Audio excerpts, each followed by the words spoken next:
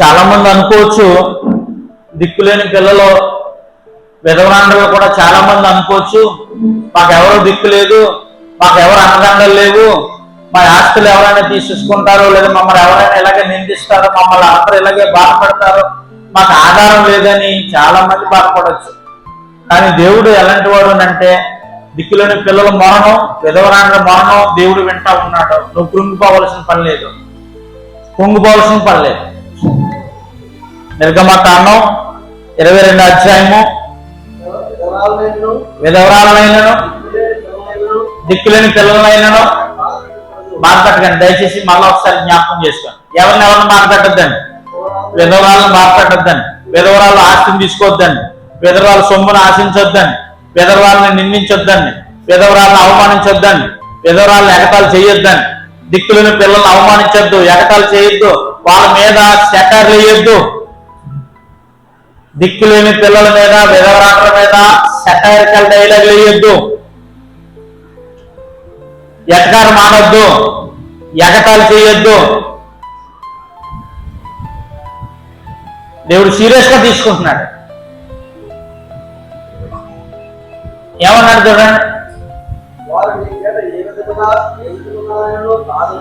వారు ఏ విధంగానైనా మీ వల్ల బాధ పొందితే, ఎవరెవరమ్మా? దిక్కులేని పిల్లలు, మీ వల్ల కానీ వాళ్ళు బాధపడితే, వాళ్ళు కన్నీరు కరిస్తే వాగు మొరపెట్టిన అలా వారు మొర వింటాను. చదివేశాను, నా కోపాన్ని రగులుకొని మిమ్మల్ని కత్తి చేతగా అనిపించేద్దాం. మీ భార్యలు విధవరాండ్రులు అవుతారు, మీ పిల్లలు దిక్కులేని వాళ్ళు వస్తారు.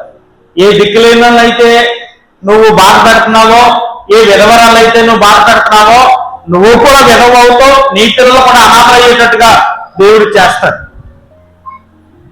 చాలా మంది అధికారులు కానీ, చాలా మంది రాజకీయ నాయకులు కానీ విధవరాలు డబ్బులు తినేస్తారు, అనాథ పిల్లలు డబ్బులు తినేస్తారు. ఇప్పుడు క్రైస్తవుల్లో ఎక్కువగా జరుగుతుంది ఏంటో తెలుసండి, క్రైస్తవుల్లో అనాథాశ్రమాలు పెడుతున్నారు. ఆశ్రమాలు పెట్టి పిల్లలు లేకపోయినా ఒకరు పిల్లలు ఉంటారు, వాళ్ళని అక్కడ పెట్టుకోరు, వాళ్ళు ఎలా పంపేస్తారు. కానీ పిల్లలు ఉన్నట్టుగా రిజిస్టర్ రాసుకొని వాళ్ళకు వచ్చే సొమ్మును తినేస్తున్నారు. విధవరాల ఆశ్రమం అంటున్నారు, విధవరాల ఆశ్రమం అంటున్నారు. ఈ సంఘాల్లో డైరెక్టర్ల పేరట వాస్తవానికి విధవరాలకు వచ్చే సొమ్ము తినేస్తున్నారు. వీళ్ళు ఏం చేస్తారు తెలిసే, సంవత్సరానికి ఒకసారి మీటింగ్ పెడతారా, పగునమ్మాని అందరూ వెళ్తారు. ఏమన్నా అయ్యారు చీరలు ఇస్తున్నారు, అయ్యారు చీర నేను ఇస్తాను, సంవత్సరానికి ఒకసారి, సంవత్సరం 2 సార్లు ఇస్తాను, వెళ్ళకండి అలా జాతికి. అలాంటి కోట్లు తెచ్చేసుకుంటున్నారు.